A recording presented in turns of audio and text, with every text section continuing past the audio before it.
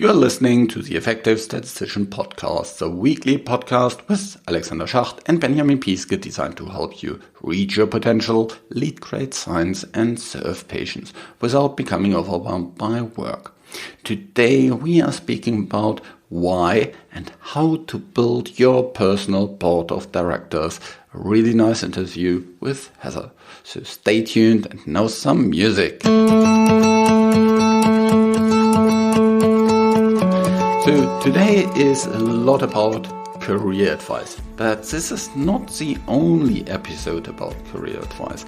There's many other things about career advice in this podcast. So if you're interested in this topic, just scroll back. There's lots of other episodes and have a listen to a couple of these older ones. There's 200 episodes, or there's more than 200 episodes, so have a look there. I'm producing this podcast in association with PSI, a community dedicated to leading and promoting the use of statistics within the healthcare industry for the benefit of patients. Join PSI today to further develop your statistical capabilities with access to the video-on-demand content library, free registration to all PSI webinars, and much more. And especially there is a PSI conference coming up. So head over to psiweb.org to learn more about the upcoming conference and lots of other things. Now, let's start with the episode. Welcome to another episode of The Effective Statistician. And today I'm really glad to have Heather with me for a really interesting topic. And when I first heard about it, I was thinking for myself, do I have that? Maybe a little bit, but I never really kind of thought about it in more detail. And therefore, I'm really happy to have Heather here. How are you doing? Hi, Alex. I'm doing great. Thank you for inviting me as a guest on the Effective Statistician podcast. I am happy to be here with you today. Okay, very good. Before we dive into the topic itself, maybe you can give the listener a short intro of yourself. Sure. So I am an Associate Director, Data Management GCP Auditor in Boehringer Ingelheim's Quality Medicine Group, and I have 13 years of experience in the pharmaceutical industry. Prior to becoming a GCP auditor, I was a senior clinical data manager in BI's Biostatistics and Data Sciences Group, where my expertise was in the acquisition and handling of external data. I have a wealth of knowledge and experience performing data management activities from initiation through closure on clinical trials from phase 1, 2, and 3 in various therapeutic areas. My expertise in data management is what led to my recent career shift into the world of GCP auditing. In my current role as a GCP auditor, I am responsible for performing GCP audits, mainly in the areas of biostatistics, clinical data management, and computer systems validation. So that's a little bit about me, Alex. Okay. In terms of the topic of the day, today is the personal board of directors. When have you first stepped over this? So I first learned about or was introduced to the personal board of directors concept last year when I was selected by my management team to participate in a 6-month leadership program called I'm Power, which was developed and created by an organization called Women Unlimited. So the Empower program is offered to women identified as high potential in BI's organization. And while in the program, I had the opportunity to interact with peers from a wide range of companies and industries, as well as work with seasoned leaders who provided me with mentoring and coaching.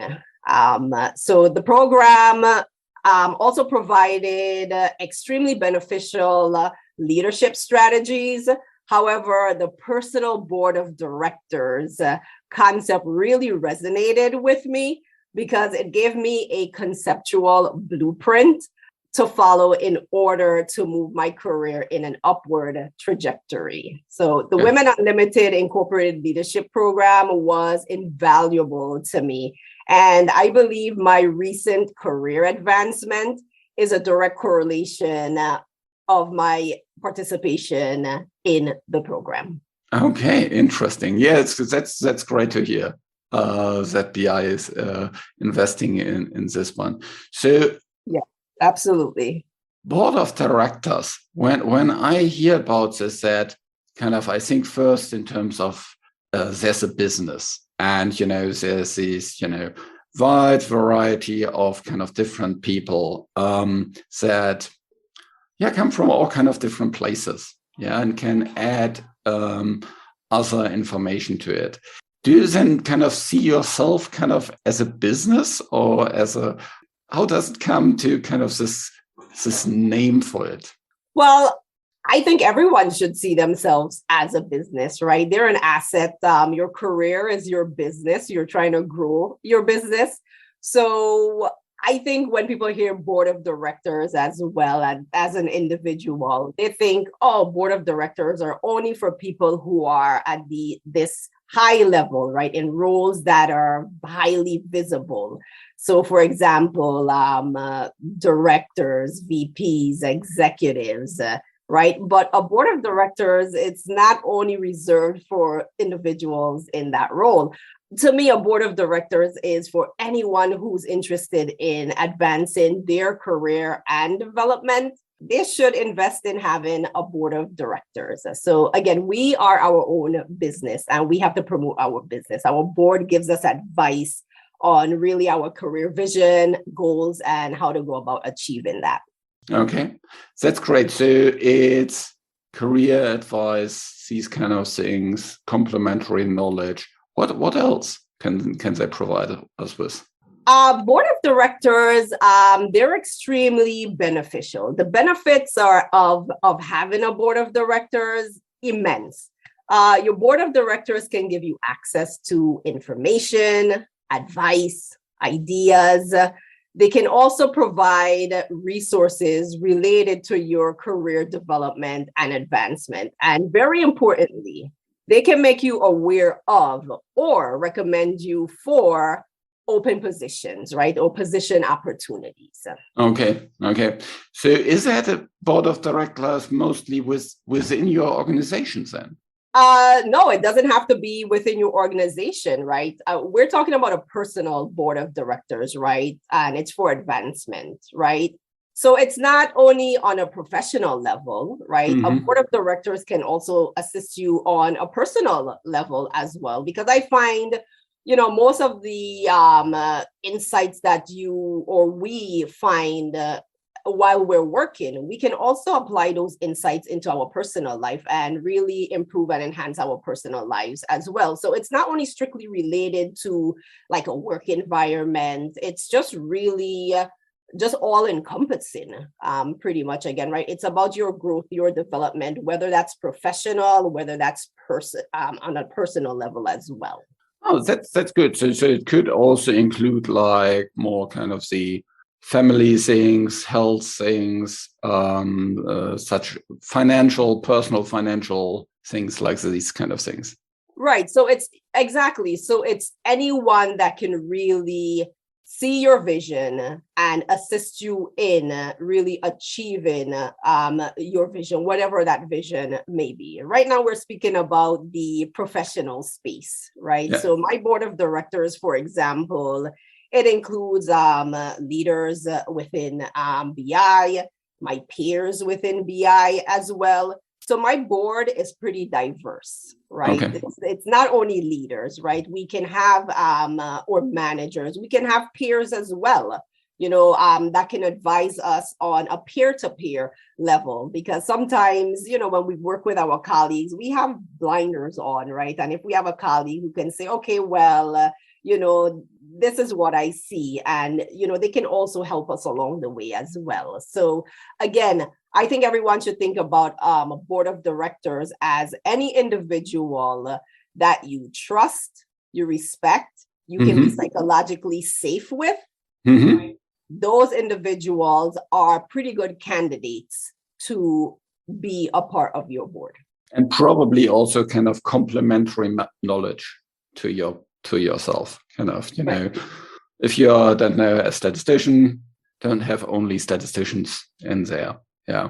Exactly. It's, again, any individual is going to help you be well-rounded, right? Mm-hmm. So yes. Yeah. So you mentioned this, who can help you achieve your vision for yourself. Do you first need to set the vision and then get the board of directors, or is it kind of a first board of directors and then the vision because they help you on creating the vision, or is it more kind of maybe a iterative, fluent kind of thing?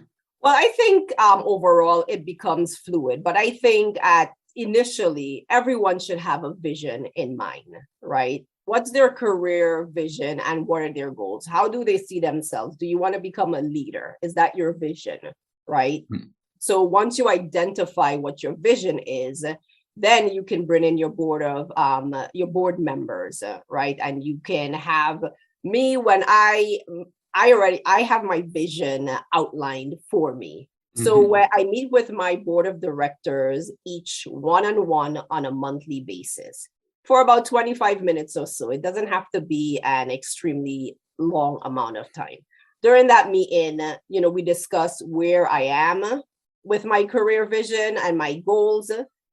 We discuss successes that I have achieved to meet that goal. We talk about like any challenges that I'm facing, that's prevented me from meeting those goals and how we can pretty much find solutions to those challenges. Okay.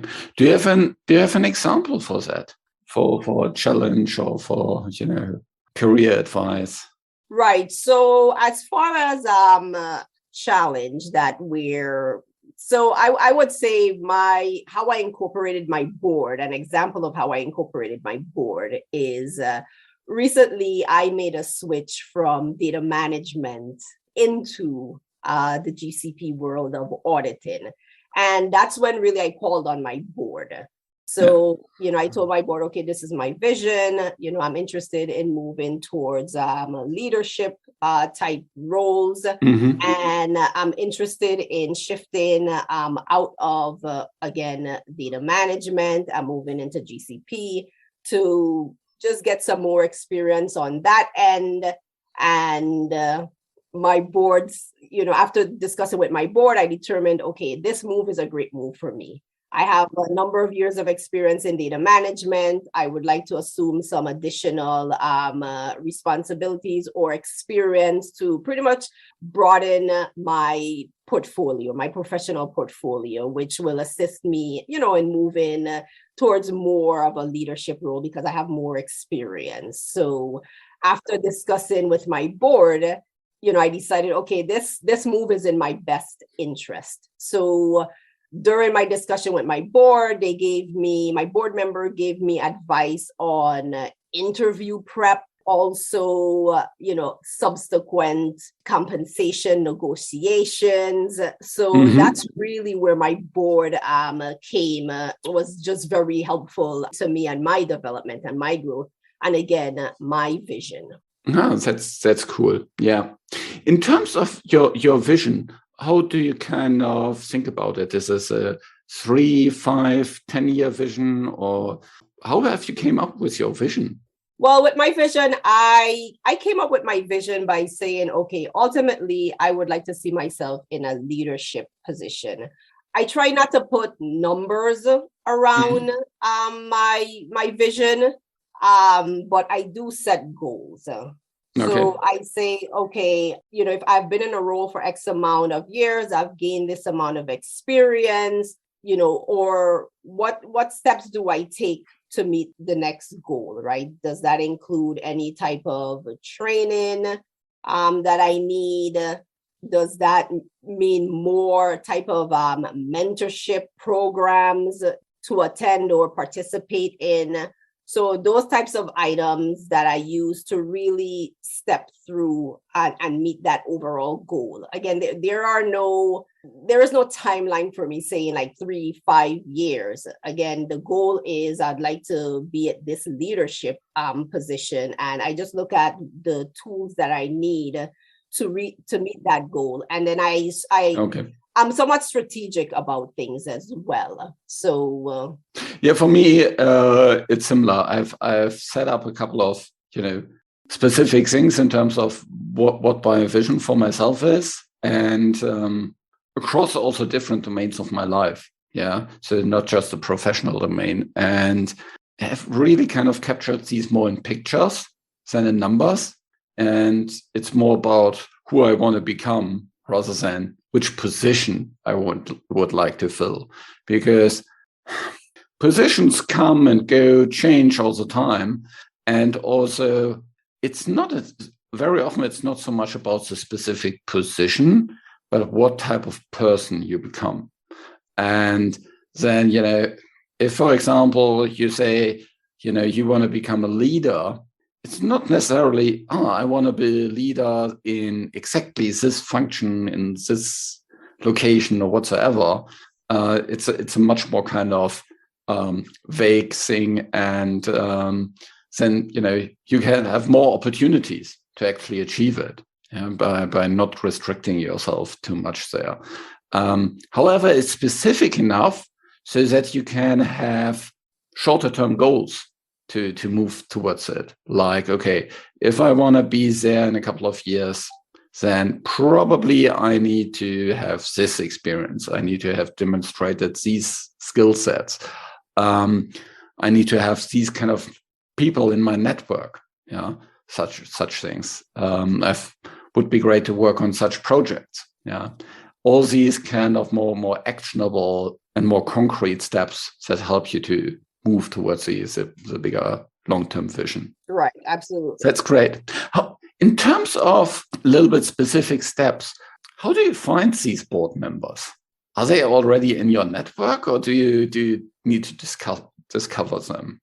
Well, that's a great question, Alex. So, and it's something that I'm struggling with as well. So I'll be honest. Right now with my board, finding my board members, it's easy to find people that are internal, right? Yeah. Because, we work with these individuals on a, daily basis almost, right? So it's easy to find people that are internal to my board. But what I'm challenged with is finding people like outside of BI. So I think in order to find individuals, using tools like LinkedIn, for example, is a good resource, right? Just following people, connecting with individuals, and just seeing like who they're following as well. Reading articles that they're posting. That's a good way to really like find people who are like outside of like your immediate network. Mm-hmm. So that's one avenue that I'm gonna look into as well, because like I said, I'm challenged with finding people outside of really like the pharmaceutical industry also, because I'm now into the world of auditing, and I think it brings value to find auditors in other areas, right? Because getting ideas from those individuals may be something that can be implemented in the pharmaceutical space as well. So like financial auditors or other completely different industries. Right, exactly. I actually think I have a couple of people in my board of directors also. I've never really thought of them this way, which friends that have kind of developed over the years. Yeah. And we also, now we work in different companies. There's still a lot of connection. It's maybe not as regular, as you said, as in terms of monthly calls, but from time to time, and also especially when there's a specific topic that falls into their expertise, then I can, call on these people. And to be honest, it's very often also mutual, relationship. Yeah. So it's not just they help me, but I help them as well. The other point is in terms of finding people, where I have found a lot of really, really good contacts is through PSI, our professional organization. So wherever you are in the world and listening here, maybe there's a local statistics organization, or maybe there's other kind of such local, association societies, or maybe it's even a global one, like PSI, where you can join and meet great people. I've definitely met a couple of great people throughout PSI, and of course through my podcast as well, which is kind of a nice bonus. Yes. And I do agree with you, Alex, as well, as, because as you've mentioned, there are people in your network that you don't frequently talk to, but then you can call on them when it's needed. But I really do believe that keeping nurturing your network or your board of directors, nurturing those relationships, very important, right? So when you have your board of directors, you don't need to call on those individuals all the time, right? Yeah. You can call on them when the need arises. If they specify or they specialize in a specific area, you can reach out to them, and discuss with them. But again, it's about keeping the relationship alive, nurturing that relationship, and also bringing value as well, right? Because we don't want to take all the time, right? We want to give as well, right? So the relationship has to be a symbiotic relationship where exchange of ideas and advice, resources, again, it's fluid. It's an equal transfer. So the same way my board of directors bring value to me, what's important to me is to ensure that I am bringing value to my board of directors as well. Yeah.